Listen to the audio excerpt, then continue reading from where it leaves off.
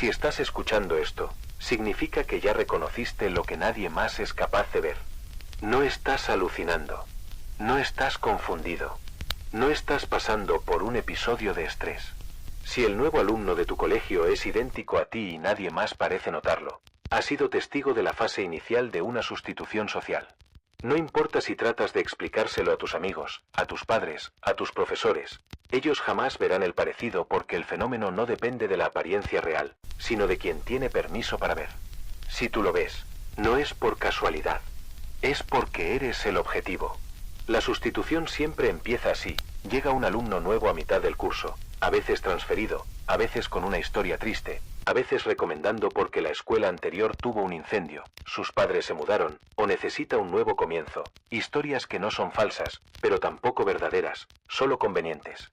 La clase lo recibe bien. Los profesores sonríen.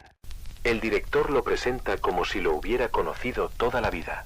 Nadie se pregunta demasiado. Nadie siente nada extraño. Excepto tú. Tú no ves un rostro desconocido, ves tu rostro. No es parecido. Es idéntico. Misma mirada. Mismos gestos. Mismo lunar.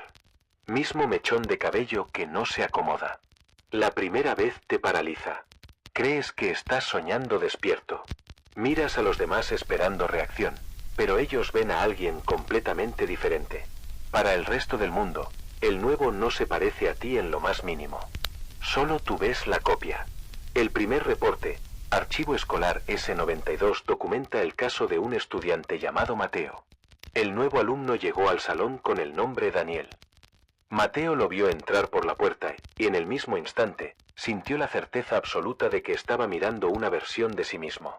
No supo explicarlo, pero cuando Daniel colgó su mochila en el perchero, la dejó exactamente en el mismo gancho que Mateo usaba todos los días. Después, a la hora de presentarse, Daniel hizo el mismo chiste que Mateo solía decir cuando estaba nervioso. Los compañeros se rieron, convencidos de que era una coincidencia. Mateo no. Los días siguientes, Daniel empezó a integrarse al grupo con una naturalidad escalofriante. Se convirtió en el favorito de los maestros. Se ganó la confianza de los amigos de Mateo sin esfuerzo. Nadie se dio cuenta de lo que estaba copiando. El segundo reporte indica que un día, sin razón aparente, Daniel se sentó en el lugar de Mateo durante la clase. Cuando Mateo le pidió que se moviera, el profesor lo regañó a él, no a Daniel. Dijo que ese asiento siempre había sido de Daniel. Ahí es cuando empieza la fase de desplazamiento. El registro del orientador escolar señala que Mateo empezó a quedarse callado, a retraerse, a no querer participar. Decía que si hablaba, Daniel repetiría lo mismo con más gracia, con más simpatía, con más encanto. Lo dijo así, es como si él supiera quién debo ser, y lo hiciera mejor. Nadie lo tomó en serio, excepto la oficina. El informe de riesgo del protocolo Epsilon establece patrones idénticos en todos los casos. El doble jamás te imita en público de forma exacta hasta que tú lo reconoces. Una vez te diste cuenta, él comienza a hacer versiones mejoradas de tus conductas. El entorno no detecta la copia, detecta la sustitución. El reemplazo no es físico, es social. Dejas de ser necesario. El caso llegó al punto crítico 3 semanas después. Durante una actividad grupal, el profesor pidió que todos dibujaran su autorretrato. Mateo dibujó su rostro. Daniel dibujó exactamente el mismo rostro, pero sonriendo. Cuando terminaron, el profesor mostró los dibujos y, sin pensarlo, señaló el de Daniel y dijo: «Así es como te vemos todos, Mateo».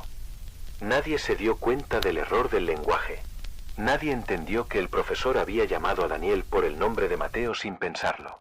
Nadie excepto Mateo. Esa noche dejó la escuela. Lo que nadie notó es que al día siguiente, Daniel se presentó en clase diciendo que no había dormido bien. Se le veía cansado. Caminaba un poco distinto. Tenía ojeras. Y cada vez que alguien le hablaba, tenía un gesto nuevo, un matiz distinto, un comportamiento que antes tenía Mateo.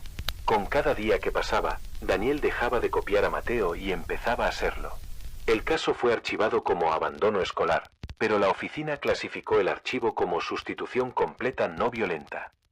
La familia de Mateo recibió llamadas, mensajes y correos de su hijo semanas después. La voz era la de Mateo. Las fotos que enviaba eran del dormitorio de Mateo. El número desde el que escribía era el teléfono de Mateo. Pero los padres insistían en que su hijo estaba bien, que seguía asistiendo a clases, que nada malo pasaba. Porque ellos ya no recordaban al original. Para ellos, el nuevo ya era el único. Nadie sabe qué ocurrió con Mateo. Solo hay rumores. Algunos dicen que vive en la calle con otro nombre. Otros dicen que se quitó la vida. Y algunos creen que no desapareció, sino que se convirtió en el primer testigo vivo de su propio reemplazo. Existe otro caso que hasta ahora no se había permitido analizar fuera de acceso restringido, porque se considera uno de los episodios más avanzados y peligrosos de sustitución escolar. Es conocido internamente como reporte El Gemelo del Aula 4. Ocurrió en un colegio técnico del Distrito Central y se convirtió en referencia obligatoria para todos los investigadores del fenómeno.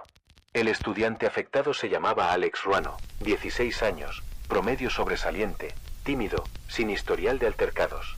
Durante el segundo trimestre llegó un alumno transferido desde otra ciudad, supuestamente debido a problemas de conducta en su escuela anterior.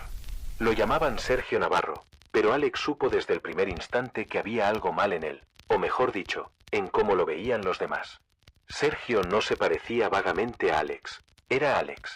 Misma altura, misma complexión, mismo lunar bajo la barbilla, incluso la misma forma de sostener el bolígrafo, presionando la punta con el pulgar mientras escribía, un tic que Alex tenía desde la infancia y que jamás había dicho a nadie. Los profesores, sin embargo, lo describían como alguien completamente distinto, cabello diferente, complexión distinta, tono de voz diferente. Cada vez que Alex intentaba decir que se veía igual a él, todos lo miraban como si se estuviera burlando de Sergio o inventando cosas. Algunos compañeros comenzaron a molestarse. El nuevo no se parece a ti, deja de hacer drama. Alex dejó de insistir por miedo a quedar como inestable. La progresión fue rápida. En la primera semana, Sergio se sentaba detrás de Alex. En la segunda, los profesores empezaron a asignarles trabajos juntos, sin pedirlo, como si tuvieran química académica. En la tercera semana, cuando un profesor repartió exámenes corregidos, accidentalmente le entregó el examen de Alex a Sergio y lo llamó Alex sin darse cuenta. Nadie notó el error, excepto Alex. El punto de ruptura ocurrió durante la celebración del aniversario escolar. Cada clase debía presentar una exhibición, y la profesora asignó a Alex y Sergio la misma tarea, hacer una presentación hablando sobre sí mismos. Alex preparó su texto en secreto, encerrado en su habitación, sin contárselo a nadie. Cuando llegó el día de la presentación, Sergio habló primero, y repitió palabra por palabra el discurso privado de Alex, con pausas idénticas, bromas idénticas y recuerdos exactos que nadie más conocía. Lo peor fue ver cómo el público reía, aplaudía y lo abrazaba por su emotividad. Alex se quedó sin voz cuando llegó su turno. No tenía nada que decir. Ya lo había dicho él. Esa noche, Alex tuvo su primera pérdida de memoria. Olvidó el nombre de su maestro de matemáticas, un hombre que le había dado clases desde hacía 2 años. Al día siguiente olvidó la contraseña de su correo. Después olvidó el cumpleaños de su mejor amiga. No era distracción. Sus recuerdos estaban siendo reemplazados en orden inverso a como Sergio los iba obteniendo. Era como si cada vez que Sergio compartía algo con alguien del colegio, ese recuerdo dejara de pertenecer a Alex. En la cuarta semana, Sergio ocupó el asiento de Alex sin que nadie dijera nada. Cuando Alex fue a reclamarlo, la profesora lo miró confundida y dijo, «Tú no te sientas allá atrás». Nadie lo recordaba en su lugar habitual. Nadie lo recordaba iniciando conversaciones, contando historias, existiendo. El final del reporte está basado en grabaciones audiovisuales confiscadas por la OSEA. En ellas se ve a Alex de pie en el pasillo, mirando a Sergio desde lejos. Sergio está con los amigos de Alex, contando una anécdota personal que nadie más debería conocer. De pronto, Sergio se detiene. Se gira hacia Alex. Por primera vez desde su llegada, lo mira fijamente a los ojos. La reacción de Alex es inmediata, retrocede. Pero Sergio sonríe con total calma, como si llevara semanas esperando ese encuentro. Y con la misma voz que Alex usa cuando está seguro de algo, con la misma cadencia, con la misma entonación, dice una frase registrada en el audio, la única frase que alguna vez ha pronunciado una réplica antes del reemplazo definitivo. Gracias por prestarme tu vida. Esa noche, Alex desapareció. No hay registro de salida del colegio. No hay imágenes de él abandonando el edificio. No hay huellas en la entrada ni en las cercas. Para los padres, para los compañeros y para los profesores, nunca hubo desaparición. Aseguran que Alex sigue asistiendo a clases con normalidad. Todos lo saludan, todos hablan con él, todos recuerdan anécdotas con él. Nadie recuerda a Sergio. Nadie recuerda que hubo un alumno nuevo. Nadie recuerda que hubo un segundo. Pero el vídeo del pasillo sigue existiendo. Y muestra dos cuerpos esa tarde, Alex y Sergio. Y en el último cuadro, la cámara los muestra caminando lado a lado, pero solo uno proyecta sombra. La Oficina de Sustitución y Errores de Identidad emitió instrucciones estrictas para los pocos casos que aún no han progresado a la fase irreversible. Si el nuevo alumno te parece idéntico a ti, no lo digas en voz alta. No lo señales. No te sientes frente a él ni al lado de él. Nunca permitas que ocupe tu asiento habitual. Nunca cuentes un secreto personal frente a él. Cada interacción acelera el proceso. Cada coincidencia social es una transferencia. Cada recuerdo compartido lo fortalece. Y lo más importante, si un día él te mira directamente a los ojos, no sonrías, no hables y no demuestres miedo. Si nota miedo, se adelantará. Si nota furia, se fusionará. Si no nota nada, puede perder el interés. La pregunta que muchos se hacen en silencio, la pregunta que nadie debería pronunciar, es esta. ¿A dónde van los alumnos reemplazados? La respuesta se descubrió por accidente. Año 2019. Colegio Internado Mar Azul. Una estudiante llamada Alicia Montoya fue reemplazada por una réplica perfectamente integrada.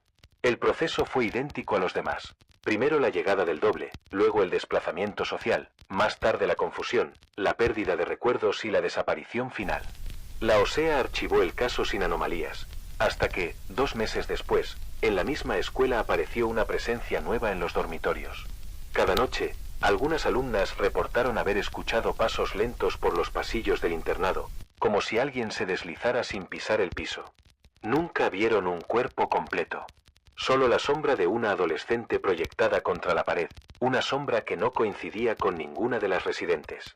Las cámaras térmicas de seguridad detectaron algo, una figura humana moviéndose sin emitir temperatura corporal. No era una intrusa. No era un fantasma. Era Alicia. Esto llevó a la teoría más temida. El alumno original no muere ni desaparece. Permanece atrapado al margen de aquello que fue suyo, condenado a ver cómo su vida continúa sin él. Nunca puede hablar. Nunca puede intervenir. Nunca puede ser reconocido. Su lugar le ha sido arrebatado tanto física como socialmente. Los investigadores empezaron a llamarlos sombra de identidad. No porque fueran literalmente sombras, sino porque existían sin ocupar un lugar. Vivían en los espacios donde antes vivió el original, los pasillos, los cuartos, los pupitres, invisibles para todos, excepto quizá, y solo quizá, para la réplica. Hay una secuencia de audio que nunca se hizo pública, pero se mantiene archivada en la sección neón, de casos irrecuperables. En ella se oye a una alumna llamando por teléfono al número de emergencia de la OSEA. Llora, respira agitada, casi sin articulación, hasta que logra decir: no se llevó mi vida. Se quedó con mis personas. Yo sigo aquí, pero nadie me recuerda. La veo durmiendo en mi cama, y saben, ella no duerme. Solo finge. El resto de la grabación es estática. Al día siguiente, la chica dejó de estructurar frases. A los 3 días dejó de responder estímulos. A los 5, dejó de producir ondas cerebrales propias. Pero su cuerpo seguía vivo. Quien la reemplazó continuó asistiendo a clase normalmente. Todos juraban que era la misma persona. Con estos hallazgos, la oficina aprobó un experimento extremo: impedir completamente el reemplazo antes de que ocurra. No se trataba de eliminar al doble ni de enfrentar al duplicado. Tampoco de revelar su existencia. La única forma de detener la sustitución consiste en una verdad que casi nadie logra soportar. Tienes que dejar de ser tú antes de que el otro termine de serlo. Los dos no pueden ocupar el mismo rol social. El que sigue estando en el mundo no es el que respira, sino el que los demás recuerdan. En el ensayo Delta, un estudiante llamado Rodrigo detectó su réplica a tiempo. No lo confrontó. No trató de exponerlo. No trató de recuperar su lugar. Lo que hizo fue adelantarse, cambió su forma de hablar, cambió su vestimenta, cambió de asiento, cambió su círculo de amigos, cambió su rutina, dejó de ser reconocible, abandonó todo lo que definía su identidad antes de que el doble lo absorbiera. El resultado fue que el duplicado se desorientó. Los compañeros comenzaron a percibirlo como alguien ajeno, incoherente. El proceso de réplica perdió consistencia y terminó colapsando. Un día, simplemente dejó de asistir. No hubo desaparición dramática. No hubo cuerpos. No hubo rastros. Fue como si la réplica perdiera propósito sin un molde al cual copiar. Rodrigo sobrevivió, pero ya no es la persona que era. Fortuitamente el protocolo funcionó, pero la pregunta queda abierta. ¿Salvar la vida vale la pena si, para hacerlo, tienes que dejar de ser tú? Para el resto de nosotros, la consigna sigue siendo clara. Si aparece un alumno nuevo idéntico a ti y nadie más lo nota, estás viendo el comienzo de tu final social, emocional y existencial. No lo aceptes, pero tampoco lo desafíes. No intentes demostrar la verdad. No te acerques a él.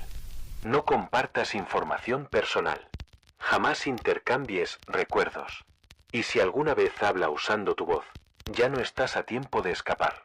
Y ahora que lo sabes, quédate con esto, la última advertencia registrada en la base de datos de sustitución. Tu vida real no es quien eres para ti, sino quien eres para los demás. Y si otro se queda con ese lugar, no necesitarán tu cuerpo para borrarte. Existe un caso más que no aparece en los archivos abiertos, pero se filtró internamente bajo la clasificación sustitución extendida. Es el más extraño hasta ahora, no por la aparición del duplicado, sino por el patrón que siguió. El afectado se llamaba Iván Serrano, estudiante de segundo año en el Colegio San Uriel. La llegada del nuevo alumno ocurrió sin aviso, como en todos los demás reportes, pero hubo una diferencia que nadie había visto antes. El duplicado no llegó en mitad del ciclo escolar. Llegó en el primer día del año académico, mezclado entre los estudiantes que regresaban de vacaciones. Nadie lo presentó.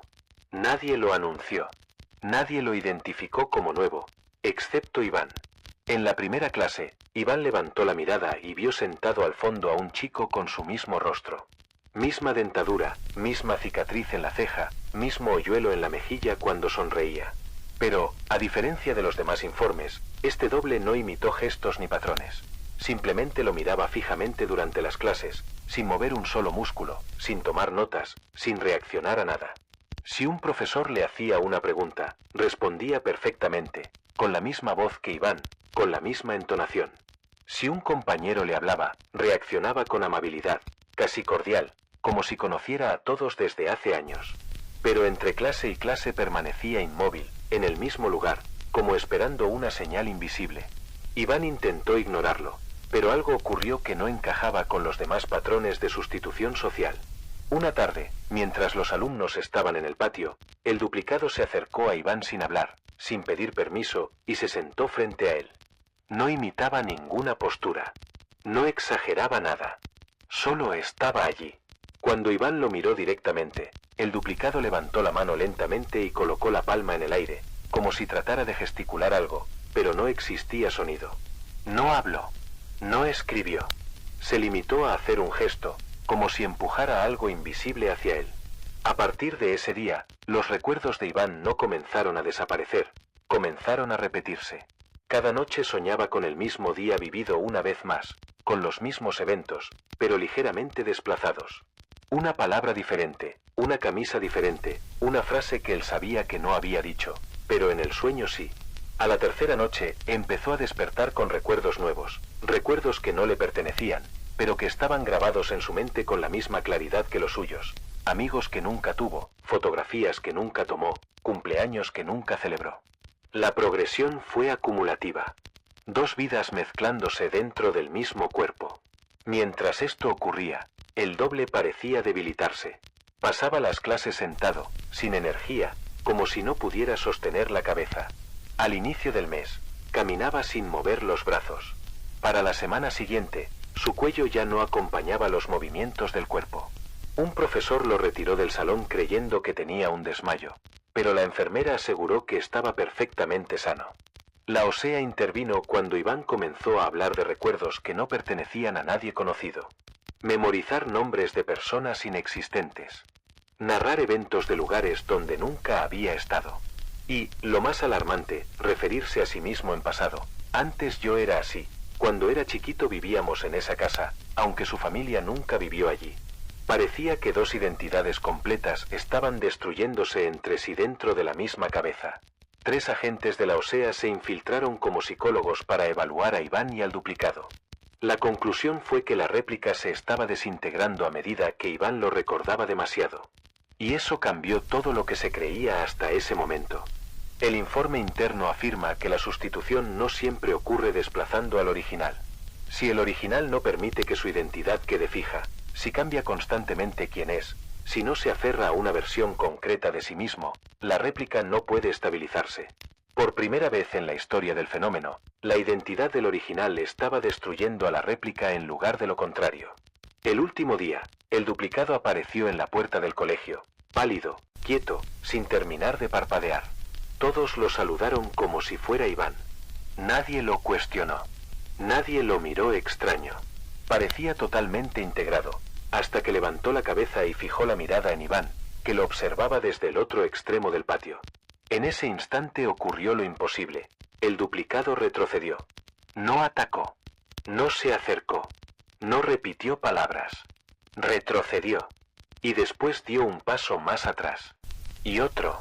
Hasta que desapareció entre los estudiantes, sin que nadie lo viera irse.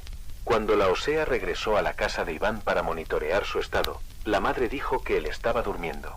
Cuando lo revisaron, seguía respirando, pero no despertó más. Los médicos declararon estado vegetativo sin causa física. Pero los agentes no dieron un diagnóstico médico. Escribieron una nota que continúa siendo el fragmento más inquietante en todo el archivo C-118. El duplicado se debilitó porque perdió su identidad. El original se debilitó porque ya no sabía cuál era la suya. Desde entonces, hay quienes creen que la sustitución no es la invasión de una identidad extraña, sino un equilibrio imposible entre dos versiones del mismo mundo, dos tipos de vida intentando ocupar el mismo lugar. Y si ese equilibrio se rompe, ambos dejan de existir. De todos los casos analizados hasta ahora, este es el único con un mensaje aparentemente útil. La réplica no quiere tu vida. Quiere tu definición. Si te aferras demasiado a una versión rígida de ti, te reemplaza. La sustitución no siempre termina con la desaparición del original. A veces el original sigue ahí, durante años, viviendo cerca, sin ser reconocido por nadie.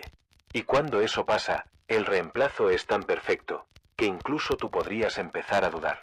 Así que si el nuevo alumno es idéntico a ti y nadie más lo nota, no estás loco. Estás advertido. No intentes demostrar la verdad. No intentes que los demás lo vean.